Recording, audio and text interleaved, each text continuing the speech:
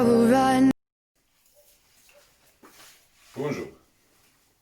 Je vais essayer de consacrer cette vidéo à un exercice sur la partie électricité de la session de rattrapage 2016, sciences physiques.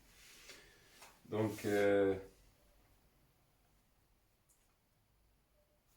bien sûr, vous avez l'épreuve, vous avez trouvé le lien de téléchargement sur la description, ou bien vous pouvez la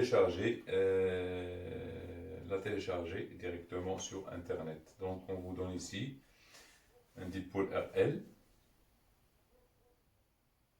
qui est constitué d'un générateur et d'une résistance petit r, d'une bobine d'inductance et de résistance négligeable et d'un résistor ou bien d'un conducteur ohmique de résistance R. Donc, deux voies ou bien deux entrées pour visualiser les tensions demandées et une courbe représentant deux tensions différentes, C1 et C2. On ferme l'interrupteur car à l'instant t est égal à 0 avec un système d'acquisition informatisé, on enregistre les courbes C1 et C2 représentant les tensions des voies A et B. Identifier la courbe qui représente la tension UR et celle qui représente UPN. Ici, il faut savoir avant tout les tensions visualisées. Donc, on visualise ici la tension sur l'entrée A. Sur l'entrée A, on visualise la tension UPN. Toujours la tension entre la masse et l'entrée. Donc, c'est UPN. Donc, P, c'est ça, P, c'est ça, P. C'est la même chose. Il n'y a rien entre ce point et ce point. Donc, ce P, c'est le même. Ici, c'est le même, c'est N. On n'a rien ici. Donc, l'entrée A, je vais le mettre en rouge. Voilà. C'est l'entrée A. En rouge, c'est l'entrée A. Pour l'entrée B, il visualise toujours entre la masse et l'entrée. Je vais le mettre en noir. Donc, c'est UR. Donc, l'entrée B représente la tension UR. Toujours la tension qu'on visualise, c'est entre la masse et l'entrée. Entre la masse et l'entrée. Entre la masse et l'entrée. Donc UPN. Et ici, c'est UR. UR, à quoi est égal UR? UR, on sait bien que UR est égal à RI. UR de T, car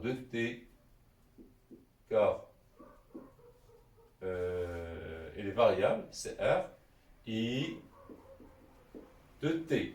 Et UPN, à quoi est égal UPN? UPN aussi de T, à quoi est égal? On voit, soit vous pouvez la calculer d'ici, soit UPN est égal à E moins RI. Surtout ici, vous avez le courant I. Donc il est égal à E moins R fois I de T. Ou bien vous pouvez mettre L I sur dt plus UR. C'est la même chose. Mais on a ici une indication. Avec quoi?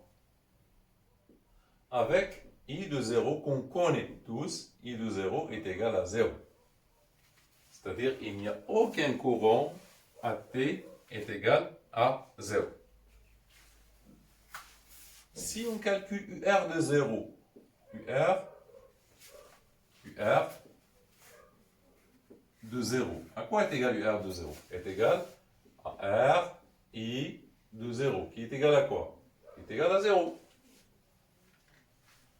Donc, quelle est la courbe qui est compatible avec UR de 0 est égal à 0? c'est la courbe C2, ce qui implique que C2 représente UR de T. UPN de 0, à quoi est égal? Est égal à E moins R I de 0. Qui est égal à quoi? Qui est égal à E. Qui est égal à 12 volts. Quelle est la courbe qui est identique ou bien compatible avec? C'est la courbe C1. Donc C1 représente quoi? Représente UPN. Donc on a deux courbes. On a deux courbes qui représentent, on a C1 et C2. Donc C2 représente UR, C2 représente UR, et C1 représente UPN. La deuxième question, c'est déterminer la valeur de IP. Donc IP à quoi est égal? C'est I en régime permanent. I permanent. I permanent, l'intensité du courant en régime permanent. Donc ça se voit d'ici. Donc U permanent, c'est U permanent. U permanent, la tension permanente, c'est 10. Donc I permanent, à quoi est égal? Est égal à U permanente. U permanent, donc en régime permanent, je vais ici en régime permanent.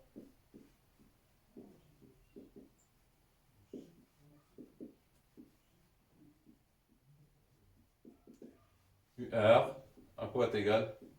Est égal à 10 volts. Attention, ici, la courbe donne des tensions et non pas des courants. Faites attention. Ça, c'est U permanente. C'est 10 volts. Qui est égal à quoi? Qui est égal à R fois IP. Donc, IP à quoi est égal? Est égal à 10 sur 40. Qui est égal à 0,25 ampères. Vérifiez que la valeur de la résistance R du conducteur ohmique, R est égal à 8 ohms. Donc c'est très simple. Troisièmement,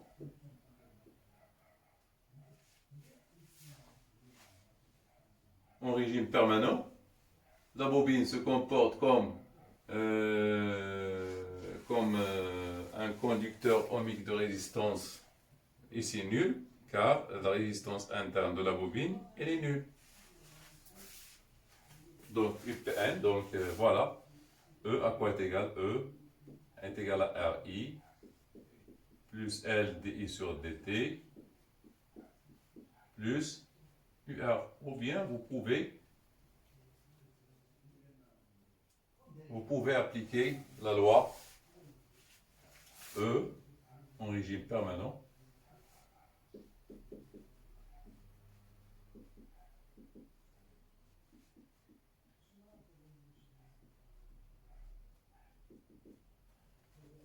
E à quoi est égal? Est égal à sigma de R fois I. Donc c'est R plus R fois I permanent. Donc R plus R, ou bien R, elle est égale à E sur I permanent moins R, donc c'est 12, sur 0,25 moins 40, donc R est égal à 8, donc il est égal à 8. En régime permanent, on a toujours cette relation R, E est égal à R plus R fois IP. Vous pouvez la démontrer, c'est très simple. Donc c'est E est égal à, en régime permanent, LDI sur DT est égal à 0. Donc vous pouvez arriver facilement à. Quatrièmement, établir l'équation différentielle régissant l'établissement du courant.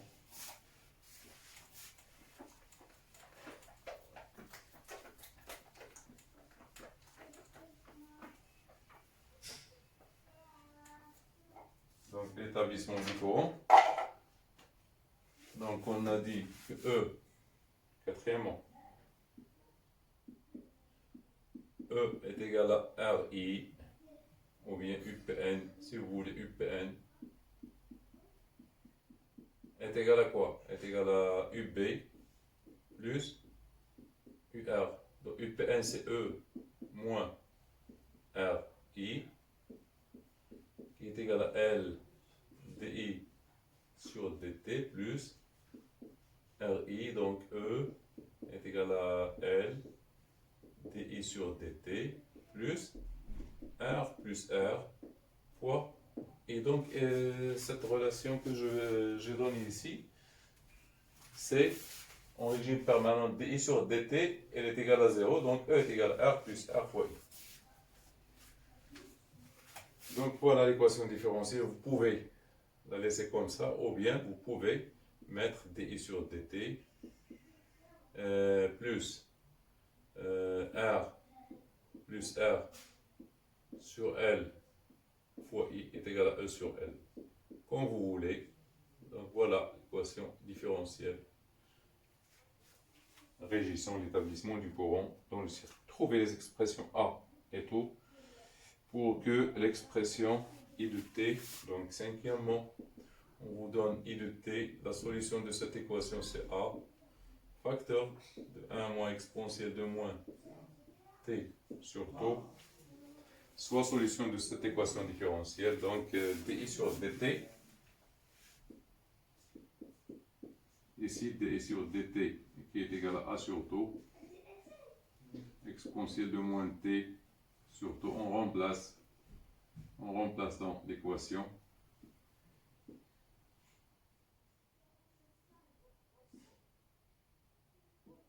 Dans cette équation-là, différentielle, donc c'est A sur taux, exponentielle de moins T sur taux, plus R sur L, facteur de A, plus, A, facteur de 1 moins exponentielle de moins T sur taux qui est égal à E sur L. On rassemble les termes en exponentielle dans un côté, donc c'est A exponentielle de moins T sur taux, facteur de quoi? De 1 sur taux, moins R plus R sur L, plus R plus R sur L fois A, qui est égal à E sur L. Donc vous voyez ici, cette constante doit être égale à cette constante et celle-là doit être nulle. Donc cette équation admet une solution quelle que soit T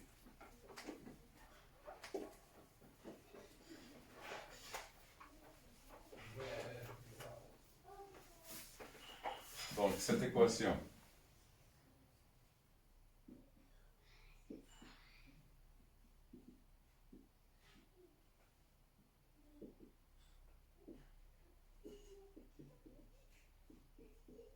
quel que soit T, c'est seulement si on a deux choses. La constante doit être égale à la constante, donc R plus R sur L fois A doit être égal à E sur L. Et le terme en exponentiel, le facteur de l'exponentielle doit être nul. Donc 1 sur taux plus R sur L doit être nul. Donc on tire A, donc A. À quoi est égal? Est égal à quoi? Est égal à E sur R plus R. Et taux, à quoi est égal? L sur R plus R. Donc, ce sont des questions usuelles. Déterminer la valeur de la constante taux. Donc, pas d'après le graphique, taux d'après la courbe C2.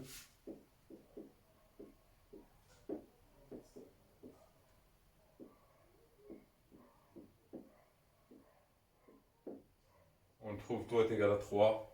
C'est 3 exactement, c'est 3 millisecondes. Oui. On déduire la valeur de la conductance de la bobine. Donc L à quoi est égal? Donc c'est 7. L est égal à R plus R fois taux. Donc L est égal à 48. Donc 40 plus 8 fois 3, 10 moins 3. Donc L est sensiblement, combien j'ai trouvé ici, je ne sais pas combien.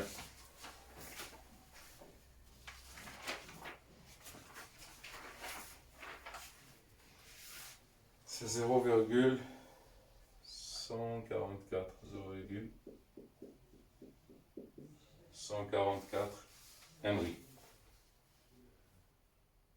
Huitièmement,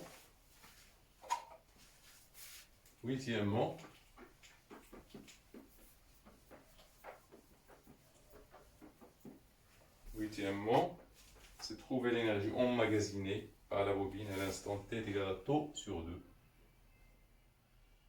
Donc huitièmement, EM à quoi est égal? EM en général, EM de t est égal à 1 demi L I de t au carré. Donc AT est égal à taux sur 2. On a EM de taux sur 2 est égal à 1 demi L fois I de taux sur 2 au carré. Donc c'est facile à calculer. Donc EM de taux sur 2 toujours est égal à 1 demi L fois UR de taux sur 2 sur R de taux au carré. Donc EM de taux sur 2, donc c'est 1 demi de L sur R au carré. Pourquoi on n'a pas I. La courbe représente UR. Donc il faut convertir en UR pour déterminer UR de taux sur 2 d'après la courbe. Fois quoi? Fois UR de taux sur 2 au carré. Donc UR de taux sur 2, on revient à la courbe C2. Donc de taux sur 2. Elle est égale à peu près à 5. Oui. Je pense qu'elle est égale à 5.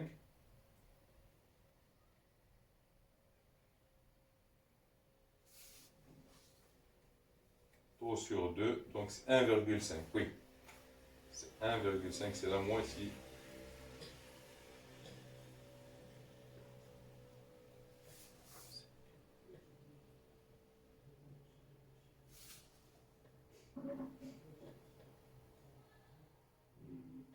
C'est à peu près égal à 5. UR de taux sur 2 est égal à 5 volts, à peu près. Donc, elle est à peu près égal à 5 volts. Donc, EM de taux sur 2 est égal à 1 sur 2 fois L 0,144 sur 48 au carré fois 25, fois 5 au carré. Donc EM de taux sur 2, il faut calculer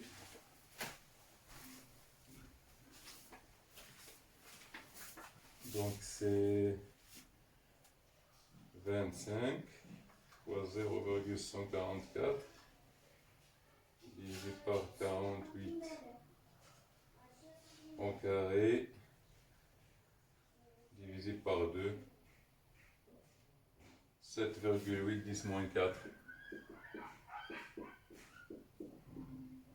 10 moins 4 joules est à peu près égal à 7,8 10. Donc on passe à la deuxième partie de cet exercice. On passe à la deuxième partie de cet exercice qui porte sur la démodulation. Donc, parmi les réponses proposées précisées sans aucune justification, la réponse juste. Donc, la partie 1 du dispositif comporte une antenne et une bobine d'inductance L1 est égale à 1, donc vous avez L1.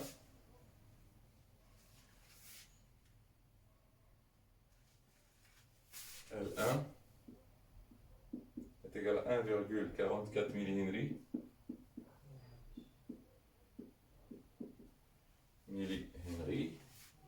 De résistance négligeable qui est montée en parallèle avec un condensateur de capacité C variable. La partie 1 sert à recevoir et sélectionner l'onde, éliminer la porteuse, éliminer la composante continue ou moduler l'onde. Vous avez 4 réponses, une qui est juste, c'est la première. Donc la partie 1, c'est un filtre. C'est un filtre de fréquence. Donc il sélectionne et filtre. Donc c'est la partie, donc c'est le recevoir et sélectionne. Donc la partie 1. Donc recevoir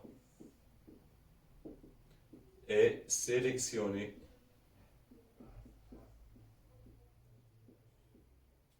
Et sélectionner l'onde.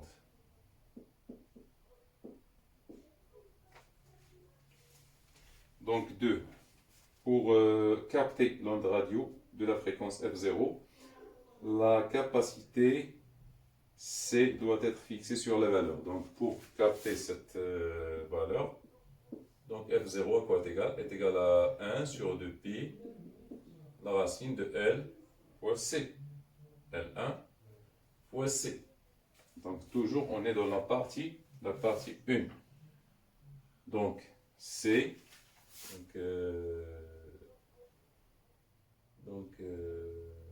F0 au carré est égal à 1 sur 4 pi carré fois LC, ce qui implique que C est égal à 1 sur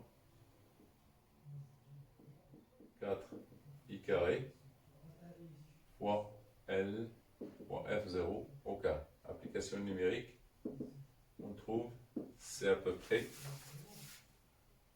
donc C, donc c'est toujours L1, oui, qui est égal à, j'ai trouvé, c'est 50, 10 moins 9.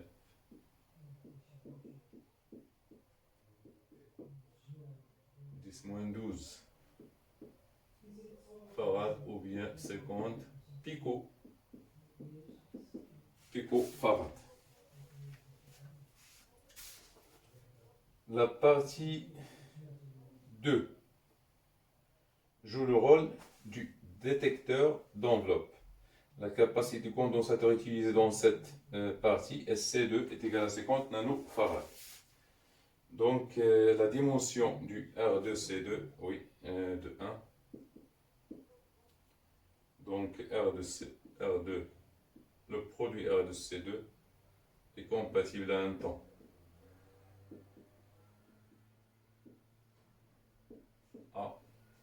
À un temps. Un temps, donc T.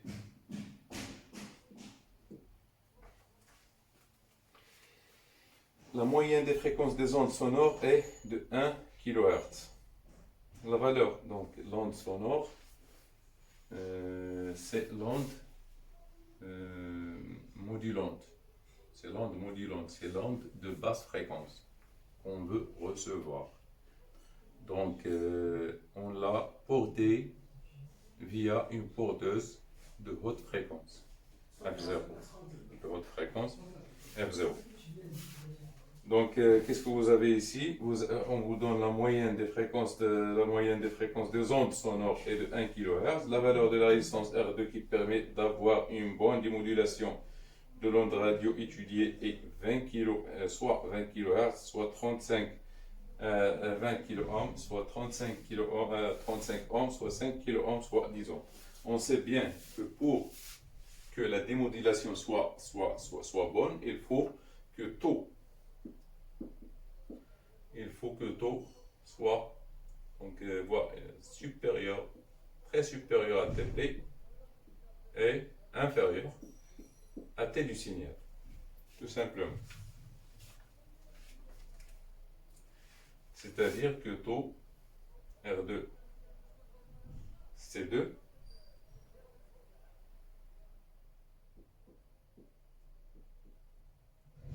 est supérieur à TS 1 sur Fs est très supérieur à 1 sur Fp qui est égal à F0. Fp est égal à F0. Qu'on a ici, c'est 594 kHz. Donc on cherche R2. Donc R2. Donc ici, donc, vous avez 1 sur Rp. Donc c'est 1 sur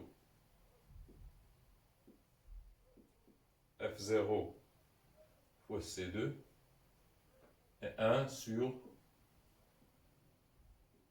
Fs fois C2. Donc c'est tout ce qu'on a ici. Oui. Donc R2, c'est 1 sur C2, c'est combien?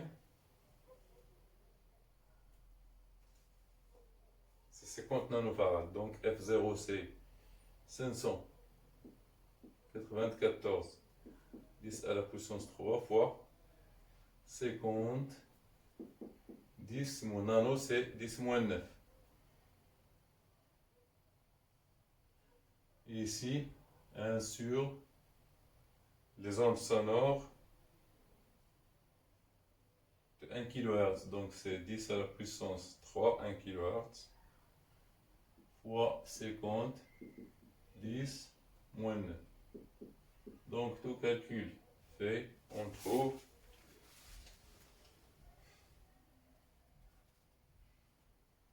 donc c'est 37,7 ohms et 2 10 à la puissance 4 ohms. Donc on nous a donné 4 réponses. Donc ici c'est quoi? Alors donc c'est entre, oui, c'est 37,7 ohms et c'est 20 kilo ohms. Donc soit 20 kilo ohms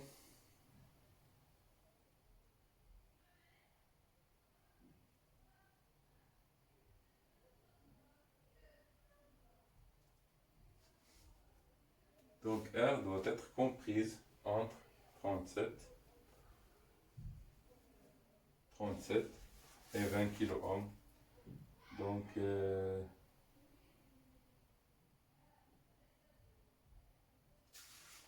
Donc, ici on peut prendre R est égal à 20 kilo ohms.